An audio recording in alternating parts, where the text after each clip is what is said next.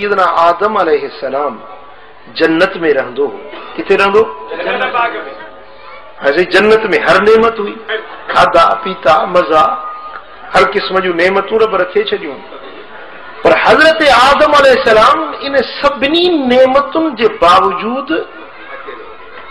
उदास पे लॻो उबाण को सिंधी में चवंदा आहिनि उबाण को अल्लाह तबारक व तआला जल्ल शान फरमाइस तो ए आदम तू छो उदास पे लगी अर्ज की मुझा मौला मुझे जोड़ कोने पो हजरत आदम अलैहिस्सलाम ते निंद्र मुसल्लत कई वई हालांकि निंद्र मौत जी भेण आ जन्नत में निंद्र न हूंदी बेहिश्त में जॾहिं इंशाअल्लाह सभई पहुचंदासीं इंशाअल्लाह जन्नत में निंद्र न हूंदी माण्हू सुम्हंदा त ईअं सुकून ख़ातिर सुम्हंदा निंड न हूंदी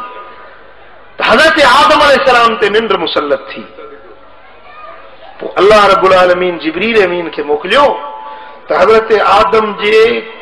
पासराटी कढीस पर जीअं सूर न थिए मुंहिंजे नबी खे जीअं निंड पियो हो त हुनजे पासराटी मंझां पासराटी हिकिड़ी हज़रत आदम सफ़ीउल्लाह कढी ऐं अल्लाह ताला पंहिंजे कुदरत कामला सां उन पासराटी मंझां हज़रत बीबी हवा साण खे ख़ल्क़ ॾिसो न औरत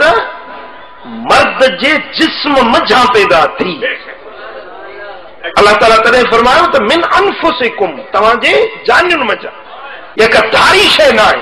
तव्हांखां जुदा ॿी का शइ न आहे ये तव्हांजे जिन्स तव्हांजे जानियुनि मां रब हिन खे पैदा कयो सही जो अहिड़ी सुहिणी हसीन जमील जो हूरन जे हुस्न खां बि 700 गुना वधीक हुस्न हज़रत बीबी हवा साणी हीअं जो साम्हूं वेठी हुजे त हज़रत आदम अलैहिस्सलाम जो उनखे ॾिठो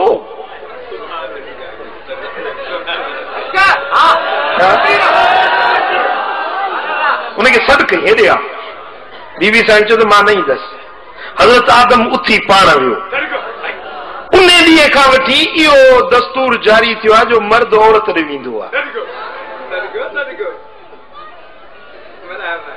हज़रत सैयदना आदम अलैहिस्सलाम जॾहिं बीबी हवा साईं जे क़रीब थियो त रब्बे ज़ुल जलाल फरमायो त तरस अञा तो हक़ महर अदा न कयो आहे निकाह न थियो आहे तरस तकड़ न कर इहा तकड़ उन ॾींहं खां वठी आदम जे औलाद में आहे समझो था न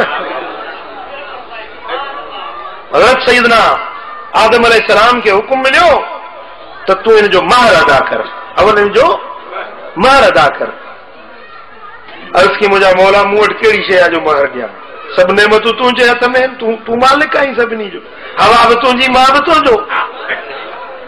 चाही बि तो आहे महर बि तूं ॾे रब फरमायो त तरस मुझे दिलबर मदीने वारे मोहम्मद करीम सोने हबीब ते 10 भेरा दुरूद शरीफ पढ़ी वियो तुंहिंजो महर सुभान अल्लाह दुरूद खां काॾे भॼंदा हा जेकी चवंदा दुरूद ज़रूरी न आहे दुरूद शरीफ त असांजे अबे ऐं अम्मा खे करीब आणण वारी शइ दुरूद पाक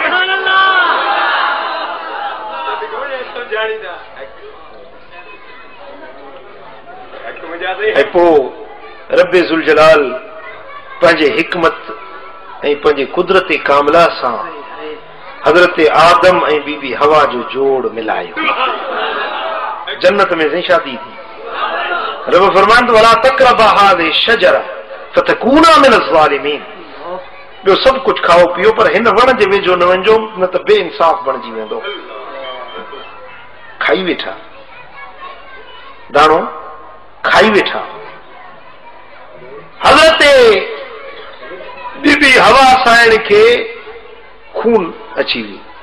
हालांकि इन खां अॻु में उनखे कॾहिं बि खून कोन हो